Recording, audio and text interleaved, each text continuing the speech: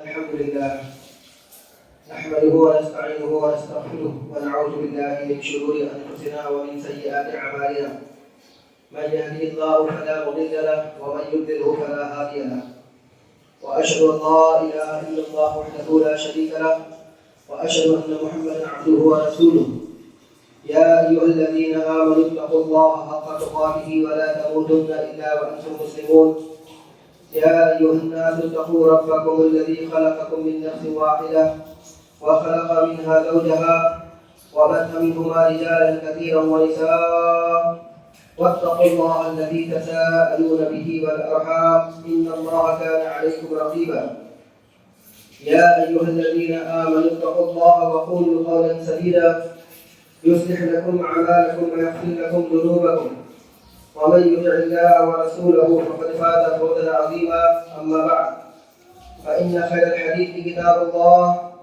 وخير الهدي هدي محمد صلى الله عليه وسلم وشر الأمور محدثاتها وكل محدثة بدعة وكل بدعة ضلالة وكل ضلالة في النار. أعوذ بالله السميع العليم من الشيطان الرجيم من همزه ونفخه ونفثه. بسم الله الرحمن الرحيم. وأقيموا الصلاة وآتوا الزكاة واركعوا مع الراكعين. رب اشرح لي صدري ويسر لي أمري واحلل عقدة من لساني يفقهوا قولي. سبحانك لا علم لنا إلا ما علمتنا إنك أنت العليم الحكيم وتب علينا إنك أنت التواب الرحيم. تمام قسم کی تعریف کی بجائے حمد و ثنا اس اللہ وحدہ لا شریک کی لائق و زیبا ہے جس نے اس ساری کائنات کی تخلیق فرمائی، ہماری ضرورتوں کے واسطے ہر ایک چیز کو مہیا فرمایا، ہماری رشد و ہدایت کے لیے انبیاء اور رسولوں کا سلسلہ جاری فرمایا اور ہمیں مسلمان بنایا۔ درود و سلام نازل و تمام انبیاء کرام علیہم الصلوۃ والتسلیم پر، خصوصاً امام کائنات، امام الانبیاء، افضل البشر، خاتم النبیین، شفیع المذنبین، رحمۃ للعالمین محمد صلی اللہ علیہ وسلم پر۔ اللهم صل على محمد وعلى آل محمد كما صليت على إبراهيم وعلى آل إبراهيم إنك حميد مجيد. اللهم بارك على محمد وعلى آل محمد كما باركت على إبراهيم وعلى آل إبراهيم إنك حميد مجيد. معزز حاضرین جمعہ، عزیز بچوں، خطبہ مسنونہ کے بعد سورہ بقرہ سورہ نمبر 2 آیت نمبر 43 کی تلاوت آپ کے سامنے کی گئی۔ گزشتہ 3 ہفتوں سے اسی آیت کریمہ کی روشنی میں نماز با جماعت کے سلسلے میں بہت ساری باتیں آپ کے سامنے بتائی گئیں۔ جمعہ کا خطبہ دراصل اہل اسلام اور اہل توحید کے لیے بہت ہی اہم اور بہت ہی مناسب ہوتا ہے۔ جمعہ کے خطبے میں جہاں خطیب اہل توحید یا اہل اسلام کو بہت سارے ضروری مسائل سے آگاہ اور واقف کراتا ہے، اسی طریقے سے لوگوں کی اصلاح کی کوشش بھی کرتا ہے۔ الحمدللہ اس معاملے میں لوگ اصلاح بھی کرتے ہیں، اور یہ اللہ رب العالمین کا کرم اور اس کا احسان ہے کہ جو ہدایت حاصل کر لے، جو رہنمائی حاصل کر لے، جو وعظ نصیحت کو قبول کر لے اور اسی سلسلے میں اپنے ایمان اور اپنے اعمال کی اصلاح کریں، یہ اس پر اللہ رب العالمین کا کرم اور اللہ رب العالمین کا احسان ہے۔ آپ کو بتایا گیا ذالک فضل اللہ یؤتیہ من یشاء، یہ اللہ کا فضل ہے، اللہ کی رحمت ہے کہ ہر کسی کو حاصل نہیں ہوتی، مگر وہ لوگ جن کو اللہ سبحانہ و تعالیٰ چن لیتے ہیں، ایسے لوگوں پر اللہ رب العالمین کا کرم اور اللہ کا احسان ہوتا ہے۔ جن لوگوں پر اللہ کا کرم اور اللہ کا احسان ہوتا ہے، یا جن لوگوں پر اللہ سبحانہ و تعالیٰ کا فضل ہوتا ہے، وہ باجماعت نماز کا اہتمام کرتے ہیں۔ یہ ساری کی ساری باتیں آپ کو گزشتہ 3 ہفتوں سے مسلسل بڑی تفصیل کے ساتھ میں بتائی گئی ہیں۔ صحیح بخاری کی حدیث میں ہے کہ اللہ کے رسول صلی اللہ علیہ وسلم نے کچھ لوگوں کو فجر کی نماز میں گروپ پایا، یعنی فجر کی نماز میں اکثریت نہیں تھی لوگوں کی، بہت کم لوگ تھے، تو باقاعدہ اللہ کے رسول صلی اللہ علیہ وسلم نے ان کا نام لے کر کے پکارا، تو بتایا گیا کہ فلاں فلاں فلاں لوگ حاضر نہیں ہیں۔ اللہ کے رسول صلی اللہ علیہ وسلم نے فرمایا کہ یہ عشاء کی نماز یا فجر کی نماز کی اتنی زیادہ اہمیت ہے کہ اگر لوگ اس کی اہمیت کو جان لیں تو اپنے جوڑوں کے بل گھسیٹ کر کے یا شریر کے بل گھسیٹ کر کے مسجد میں آئے. اور اسی طریقے سے صحیح بخاری کی یہ حدیث بھی ہے کہ اللہ کے رسول صلی اللہ علیہ وسلم نے عشاء کی نماز کے تعلق سے فرمایا کہ جو لوگ عشاء کی جماعت میں حاضر نہیں ہوتے ہیں جی کرتا ہے کہ ان کے گھروں کو جا کر کے آگ لگا دیں. اب آپ اندازہ لگا لیجیے کہ آپ عشاء کی نماز میں حاضر نہیں ہو رہے ہیں، عشاء کی جماعت میں آپ حاضر نہیں ہو رہے ہیں، تو کیا اللہ کے نبی صلی اللہ علیہ وسلم کے اس غیظ اور غضب کے مستحق نہیں ہو رہے جس میں آپ صلی اللہ علیہ وسلم نے فرمایا کہ جو لوگ عشاء کی نماز باجماعت حاضر نہیں ہوتے ہیں جی کرتا ہے ان کے گھروں کو جا کر کے آگ لگانا. محدثین لکھتے ہیں کہ یہ وعید یہ ہم لوگوں کے لیے بہت بڑے سمجھ لیجیے کاپنے کی ضرورت ہے، اپنے آپ کو کمانے کی ضرورت ہے کہ اللہ کے نبی صلی اللہ علیہ وسلم واقعی ان کے گھروں کو آگ لگا دے جو نماز باجماعت میں شامل نہیں ہوتے.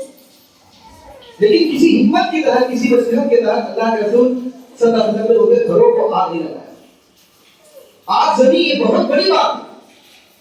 کسی کے گھر کو آگ جلا دینا یا کسی کے گھر کو پھونک دینا، سمجھ لیجیے کہ آدمی کتنے غصے میں، کتنا اس کو کروڑ ہے کہ اس کے گھر میں آگ لگانے کی بات کرتا ہے.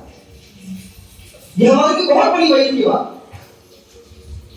اتنی بڑی بات سن کر کے بھی ہم باجماعت نماز کے لیے حاضر نہ ہو تو ہم سے بڑا بدبخت اور ہم سے بڑا بدنصیب شاعری کوئی ہو سکتا. تو ہمیں چاہیے کہ اس حدیث کو اپنے سامنے رکھیں. اگر ہر آدمی محلے کا ہر آدمی باجماعت نماز میں شامل ہو، ہر گھر سے مسلمان نکلے، ہر دکان اور ہر آفس اور مکان سے لوگ نکلے اور باجماعت نماز میں شامل ہو تو آپ ذرا تصور کیجیے وہ کیا سچویشن ہوگی، کیا صورتحال ہوگی، وہ کیا منظر ہوگا.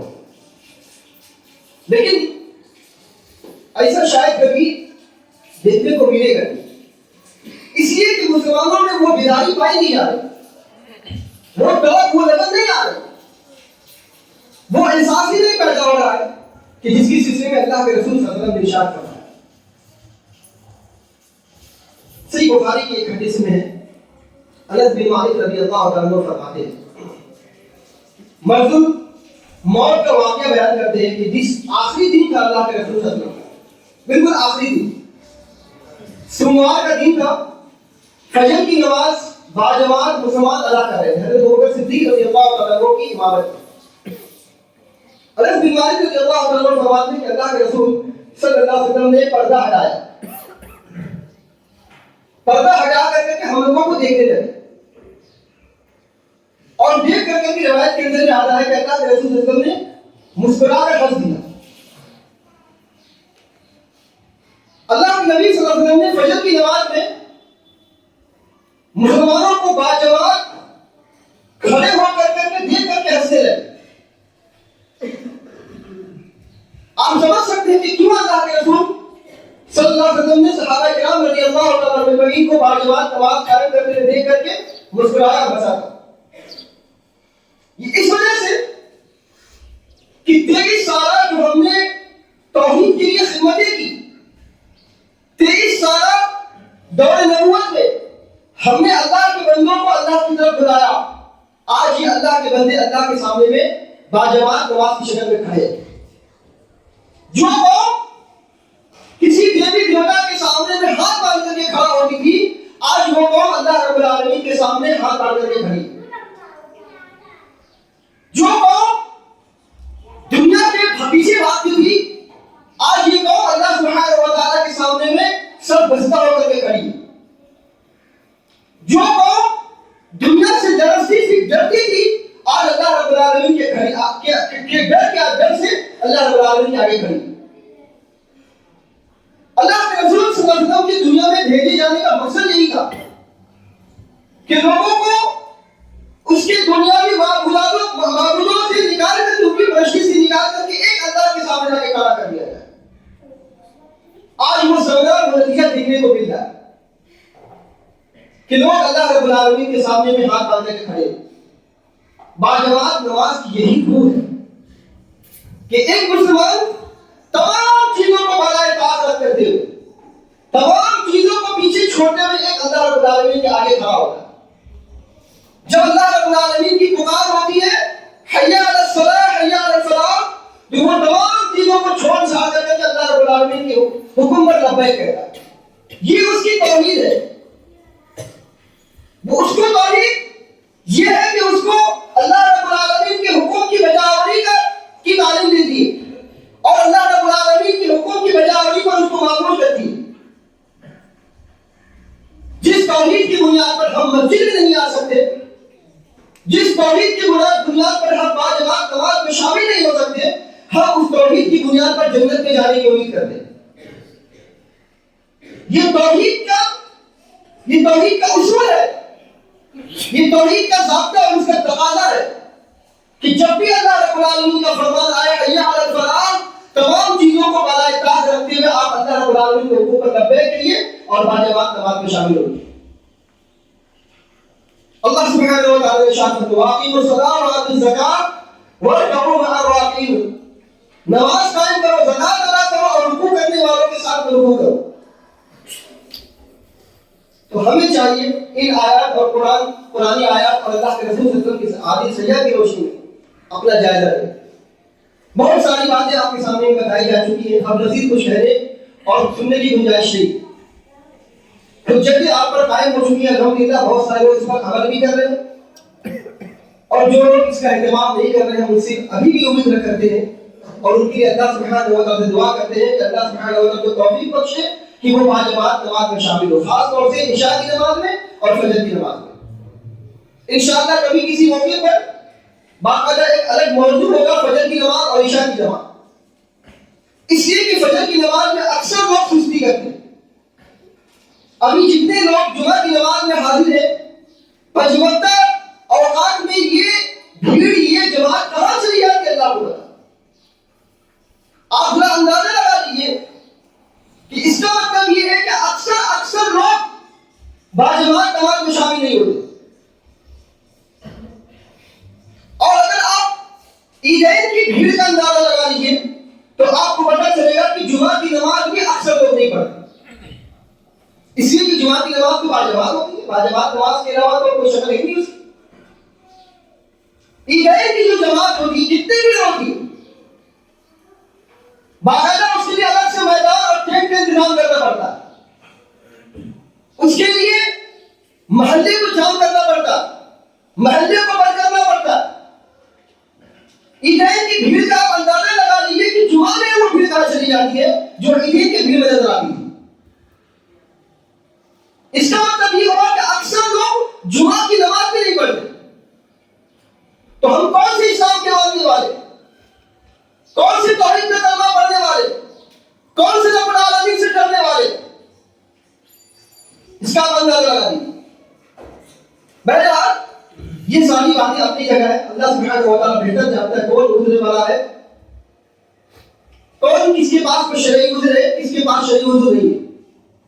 ہر آدمی اپنے دل کے حال اچھی طریقے سے بتا سکتا ہے، لیکن ہمیں اس سے نصیحت حاصل کرنی چاہیے، اللہ سے ڈرنا چاہیے، اللہ کا تقوی اختیار کرنی چاہیے اور یہ کہ باجماعت نماز میں شامل ہونی چاہیے.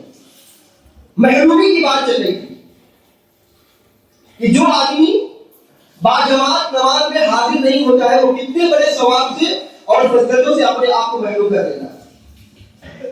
بہت ساری محرومیوں کا ذکر آپ کے سامنے میں کیا گیا ہے. آج کچھ اور محرومی کا ذکر آپ کے سامنے میں ہو جاتا ہے تاکہ یہ حجت آپ پر مکمل ہو سکے. ایک روایت کے اندر آتا ہے نبی علیہ الصلوۃ والتسلیم ارشاد فرماتے ہیں کہ جب تم میں سے کوئی آمین کہتا ہے اور فرشتے بھی آسمان میں آمین کہتے تو فرشتے آمین آسمان والے کی آمین اور نیچے یعنی زمین والے کی آمین دونوں مل جاتے، دونوں کی موافقت ہو جاتی ہے تو صحیح بخاری کی حدیث میں اللہ کے رسول صلی اللہ علیہ وسلم ارشاد فرماتے ہیں کہ اس کے گزشتہ تمام گناہ معاف کر دیے جاتے ہیں. جس وقت امام وَلَضَّالِّينَ کہتا ہے تو اس وقت آسمان میں فرشتے بھی آمین کہتے ہیں. اور جس وقت امام وَلَضَّالِّينَ کہتا ہے ان کے پیچھے نماز پڑھنے والے بھی آمین کہتے ہیں. تو فرشتوں کی آمین اور مقتدیوں کی آمین جب دونوں کی آمین موافقت کر جاتی ہے، دونوں کی آمین مل جاتی ہے، تو اللہ کے رسول صلی اللہ علیہ وسلم ارشاد فرماتے ہیں کہ مقتدیوں کے گزشتہ تمام گناہ معاف کر دیے جاتے ہیں. اگر آپ تنہا تنہا اکیلے گھر میں نماز پڑھیں گے، باجماعت نماز کو چھوڑ کر کے، بغیر کسی عذر کے، بغیر کسی شرعی عذر کے، محض اپنی خواہشات پر مبنی عذر کے سامنے رکھتے ہوئے، اس کی بنیاد پر اگر آپ تنہا نماز پڑھ لیتے ہیں تو اب آپ سمجھ لیجیے کہ کتنی بڑی سعادت اور کتنی بڑی فضیلت سے اپنے آپ کو محروم کر دیتے. اللہ کے رسول صلی اللہ علیہ وسلم فرماتے ہیں کہ گزشتہ تمام گناہ معاف کر دیے جاتے ہیں جس کی آمین فرشتوں کی آمین سے موافقت ہو جاتی ہے. کیونکہ آپ کی آمین تو باجماعت نماز میں نہیں ہو رہی، آپ کی آمین امام کی پیچھے نہیں ہو رہی ہے، تو آپ کی آمین اور فرشتوں کی آمین سے موافقت کیسے ہوگی اور آپ کی گزشتہ گناہ کیسے معاف ہوگی؟ اس کا آپ اندازہ لگا لیجیے. اس سلسلے میں بہت وعدہ کیا ہے کہ جو شخص آمین کہتا ہے اس کی فضیلت، اور اس سلسلے میں یہ حدیثیں لائی گئی ہیں کہ امام کے پیچھے جو شخص آمین کہتا ہے تو اس کے گزشتہ گناہ تمام معاف کر دی جاتی ہے. اسی سلسلے اس کے علاوہ ایک حدیث کے اندر اللہ کے رسول صلی اللہ علیہ وسلم ارشاد فرماتے ہیں کہ اللہ سبحانہ و تعالیٰ ان لوگوں پر رحمت نازل کرتا ہے اور فرشتے ان کے لیے دعائیں خیر کرتے ہیں. کن لوگوں کے لیے؟ جو پہلی صف کو ملاتے ہیں، جو پہلی صف کو ملاتے ہیں اللہ سبحانہ و تعالیٰ ان پر رحمت نازل کرتا ہے اور فرشتے ان کے لیے دعائیں خیر کرتے ہیں.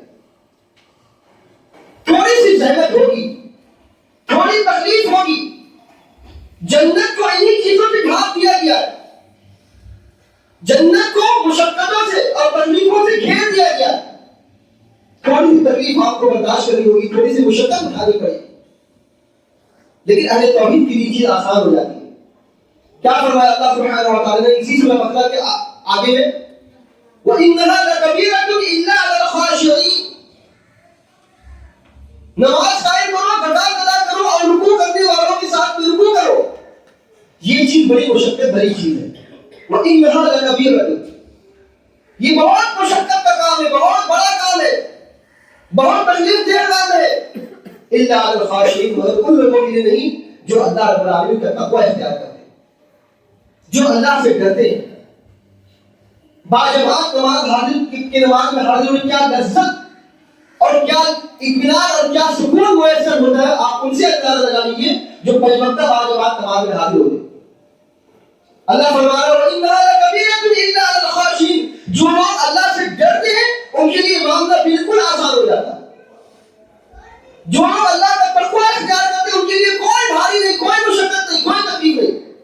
چاہے فجر کی نماز ہو، چاہے عشاء کی نماز ہو، چاہے دکان میں ہو، چاہے مکان میں ہو، چاہے آفس میں ہو، ان کے لیے کوئی مشقت بڑی چیز نہیں ہے. وہ سب چیز چھوڑ چھاڑ کے اللہ تعالیٰ کے آگے کھڑے ہو جاتے ہیں. کون ہے جو اللہ سے ڈرنے والے؟ الذین یظنون انہم ملاقو ربہم وانہم الیہ راجعون. جو یہ گمان کرتے ہیں، جو یہ سمجھتے ہیں کہ کل اللہ رب العالمین سے ملاقات کریں. آج اللہ رب العالمین کے آگے کھڑے ہو رہے ہیں، کل اللہ کے آگے حشر کے میدان میں کھڑا ہونا پڑے گا. دنیا کی زندگی میں اللہ رب العالمین کے آگے کھڑے ہونے کی پریکٹس کر لیں، انشاءاللہ کل حشر کے میدان میں اللہ کے آگے کھڑا ہونا ہمارے لیے آسان ہو جائے گا. الذین یظنون انہم ملاقو ربہم وانہم الیہ راجعون. اور جو یہ سمجھتے ہیں کہ اللہ رب العالمین کے پاس میں لوٹنا ہے، اسی کی تیاری کرتے ہیں، اللہ رب العالمین سے ملاقات کرنے کی تیاری کرتے ہیں کہ ساری چیزوں کو چھوڑ کر کے باجماعت نماز میں شامل ہو. تو فرماتے ہیں تھوڑی سی مشقت ہوگی لیکن معاملہ آپ کے لیے آسان کر دیا جائے گا. اللہ کے رسول صلی اللہ علیہ وسلم فرماتے ہیں کہ ان لوگوں پر اللہ سبحانہ و تعالیٰ رحمت نازل کرتا ہے، فرشتے ان کے لیے دعائیں خیر کرتے ہیں جو پہلی صف کو ملاتے ہیں. اب جو آدمی پہلے تنہا نماز پڑھ، جو اکیلے نماز پڑھ لے بغیر کسی شرعی عذر کے، باجماعت نماز میں شامل نہ ہو، صف میں شامل نہ ہو، تو کیا رحمت ان پر نازل ہوگی اور کیا فرشتے ان کی دعا خیر کریں؟ ایک سوال ہے کہ جو آدمی نماز کے لیے آتا ہے وضو بنا کر کے مسجد میں آتا ہے، اب آ کر کے دیکھتا ہے کہ جماعت ختم ہو چکی ہے، تو ایسا آدمی کیا کرے؟ تو ان سب ساری چیزوں سے محروم ہو جاتا ہے اس کا آدمی، حالانکہ نیت کر کے آیا، نیت کا اعتبار کر نیت کر کے آیا کہ میں جماعت کے ساتھ نماز پڑھوں گا، لیکن آگے دیکھتا ہے کہ جماعت ختم ہو چکی ہے۔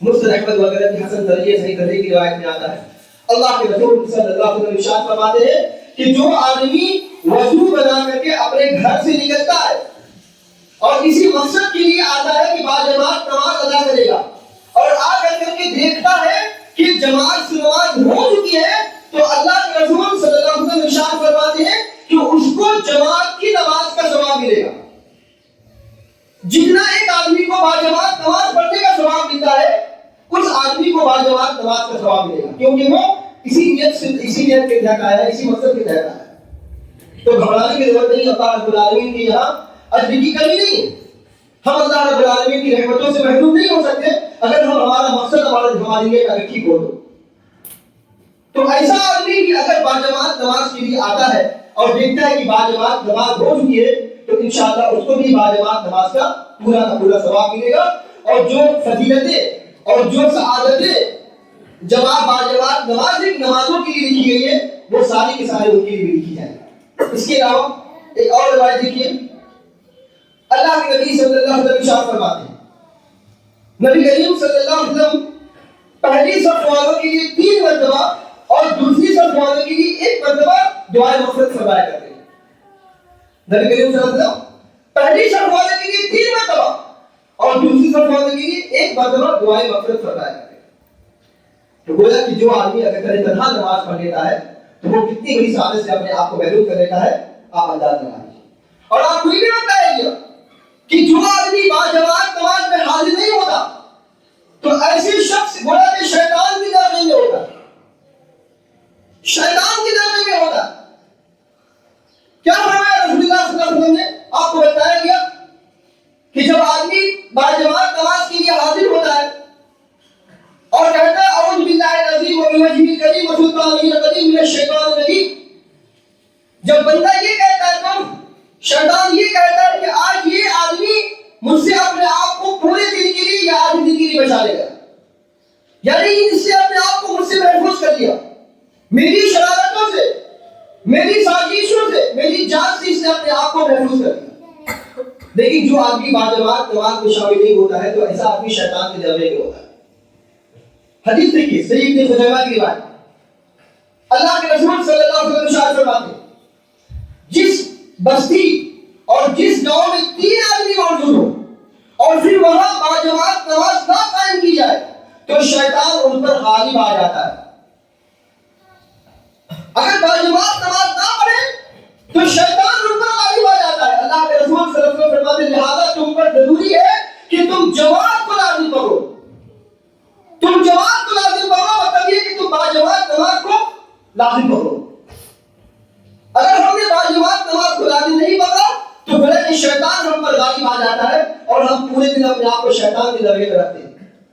ہاں، اپنے مقدر میں کھا لیتے ہیں، جتنا اللہ رب العالمین نے ہمارے مقدر میں لکھ رکھا ہے کھا لیتے ہیں، پی لیتے ہیں، کما لیتے ہیں، بال بچوں کو کھلا لیتے ہیں، جتنا اللہ سبحانہ و تعالیٰ نے ہمارے مقدر میں ہنسی اور خوشی اور زندگی لکھ رکھی ہے، زندگی گزار لیتے ہیں ہنسی خوشی کے ساتھ، لیکن کتنی بڑے سعادت سے اپنے آپ کو محروم رکھتے ہیں، کتنی بڑی فضیلت سے اپنے آپ کو محروم رکھتے ہیں کہ باجماعت نماز میں شامل ہونے کی توفیق نہیں ملتی۔ ذالک فضل اللہ یؤتیہ من یشاء، یہ اللہ کا فضل ہے، اللہ جسے چاہتا ہے نوازتا ہے۔ اللہ سبحانہ و تعالیٰ نے بولا کہ ہم لوگوں کو یہ فضیلت دی نہیں ہے، یہ اللہ رب العالمین کا فضل ہم پر ہے نہیں کہ ہم باجماعت نماز کے لیے شامل ہو رہے ہیں، گویا کہ ہم شیطان کے دبے ہیں۔ تو اس سے اندازہ لگا لیجیے کہ کتنی بڑی محرومی ہے۔ ایک آخری بات، صحیح ابن خزیمہ کی روایت، اللہ کے نبی صلی اللہ علیہ وسلم ارشاد فرماتے ہیں کہ بھیڑیا دور تنہا ہونے والے پر بھیڑ کو کھا جاتا ہے، یعنی جو آدمی باجماعت نماز میں شامل نہیں ہوتا ہے اور دور تنہا اپنے آپ کو نماز پڑھ لیتا ہے تو اللہ کے رسول صلی اللہ علیہ وسلم تشبیہ دیتے ہوئے فرماتے ہیں کہ جس طریقے سے ایک ریوڑ ہو بھیڑ کا اور ایک بھیڑ الگ ہو جائے تو بھیڑ تو ٹھیک اسی طریقے سے اگر آپ نے جماعت کو لازم نہیں پکڑا اور کبھی تنہا نماز پڑھ لی تو آپ کو شیطان اچک لے گا، شیطان آپ کو اچک لے گا۔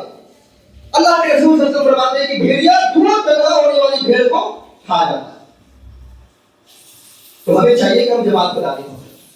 اور اسی طریقے سے اللہ کے رسول صلی اللہ علیہ وسلم ارشاد فرماتے ہیں کہ دو آدمی کی نماز ایک آدمی کی نماز سے بہتر ہے۔ دو آدمی اگر نماز پڑھ رہے ہیں جماعت کے ساتھ میں تو ایک آدمی کی نماز سے بہتر ہے، اور دو آدمی کی نماز سے بہتر ہے کہ ایک جماعت جو پوری کی پوری ہو اس میں شامل ہو۔ اور اللہ کے رسول صلی اللہ علیہ وسلم فرماتے ہیں کہ جس قدر زیادہ آدمی ہوں گے اتنا ہی اللہ سبحانہ و تعالیٰ کو محبوب ہے۔ جس قدر آدمی زیادہ ہوں گے اللہ سبحانہ و تعالیٰ کو اتنا زیادہ محبوب ہے۔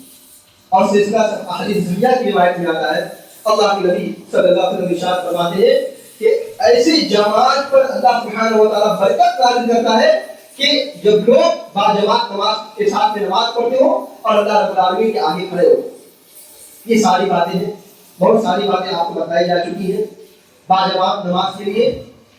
الحمدللہ اس سلسلے میں بہت سارے لوگوں کا اثر ہوا ہے، اور اللہ کا شکر ہے، اللہ رب العالمین کا کرم اور اللہ کا احسان ہے کہ ایسے لوگ باجماعت نماز کے لیے حاضر ہو رہے ہیں۔ اور ہم امید کرتے ہیں ایسے لوگوں سے کہ جن لوگوں پر حجت قائم ہو چکی ہے، جو لوگ بغیر کسی شرعی عذر کے اپنے یہاں ادھر ادھر رہتے ہیں، ان کو چاہیے کہ وہ جماعت کو لازم کریں۔ یہ ہدایت کے راستے ہیں، یہ ہدایت کا راستہ ہے، یہ توحید کا راستہ ہے، یہ وہ راستہ ہے جو آپ کو جنت میں لے کر کے جائے گا۔ یہ وہ راستہ ہے جہاں پر آپ کھڑے ہو کر کے اللہ رب العالمین کی رضا کے مستحق ہو سکتے ہیں۔ یہ وہ راستہ ہے کہ جہاں سے چل کر کے آپ اپنے آپ کو شیطان کے لوگے سے بچا سکتے ہیں۔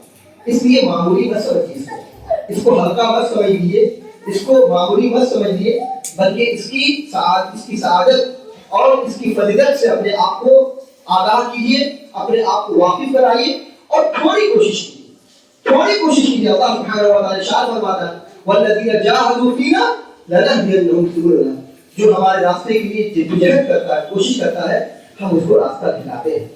جو کوشش کرتا ہے ہم اس کے لیے راستہ دکھاتے ہیں۔ لیکن جو آدمی کوشش ہی نہیں کرتا، جو آدمی ادھر پہ کھڑا کے مکمل گھیرے میں رہتا ہے اور یہ کہتا ہے ایک دن کی بات نہیں، یہ 2 دن کی بات نہیں ہے، یہ ہفتے بھر کی بات نہیں ہے، سارا سال سے معاملہ دیکھنے میں چلا آ رہا ہے کہ لوگ باجماعت نماز نہیں پڑھتے۔ ایک دن کا عذر ہو سکتا ہے، 2 دن کا عذر ہو سکتا ہے، ایک ہفتے کا عذر ہو سکتا ہے، یہ سارا سال کا کیا عذر ہے؟ ڈیلی کمانا ہے، ڈیلی کھانا ہے، ڈیلی زندگی بسر کرنی ہے۔ اسی طریقے سے ڈیلی باجماعت نماز میں حاضر بھی ہے، ڈیلی باجماعت نماز کو قائم بھی کرتا ہے، تبھی جا کر کے ہم اللہ سبحانہ و تعالیٰ کی حفاظت میں رہیں گے اور اللہ سبحانہ و تعالیٰ ہم پر برکت نازل فرمائے۔ اس لیے بہت ساری باتیں ہیں، ہم امید کرتے ہیں کہ جو لوگ باجماعت نماز میں شامل نہیں ہوتے اللہ سبحانہ و تعالیٰ ان کو باجماعت نماز میں شامل ہونے کی توفیق عطا فرمائے۔ العالمین ہم تمام مسلمانوں کو باجماعت نماز کا اہتمام کرنے کی توفیق عطا فرمائے۔ العالمین ہمیں جو بیمار ہیں انہیں شفا کاملہ عاجلہ عطا فرما، جو پریشانی ہے ان کی پریشانی کو دور فرما، جو قرض دار انہیں قرض ادا کرنے کی توفیق عطا فرما۔ العالمین ہمارے علماء، ہمارے ائمہ، ہمارے عفات اور ہمارے دعات کی حفاظت فرما۔ العالمین ہمارے مسلمان بچے اور بچیوں کی حفاظت فرما۔ العالمین جو اپنے رزق حلال کے لیے جدوجہد کر رہے ہیں العالمین تو ان کی جدوجہد میں کامیابی عطا فرما۔ جو بچے اور بچیاں امتحانات دے رہے ہیں العالمین تو ان کی امتحانات میں کامیابی عطا فرما۔ العالمین دنیا کے اندر جو جہاں جہاں کہیں مسلمان پریشان ہیں العالمین تو ان کی پریشانیوں کو دور فرما۔ العالمین جب تک ہم جیے کتاب اللہ اور سنت رسول اللہ صلی اللہ علیہ وسلم پر عمل کرتے ہوئے جیے، اور جب ہمارا خاتمہ ہو انہی دونوں پر عمل کرتے ہوئے ہمارا خاتمہ ہو۔ اقول قولی ھذا واستغفر اللہ لی ولکم ولسائر المسلمین واخر دعوانا الحمد للہ رب العالمین۔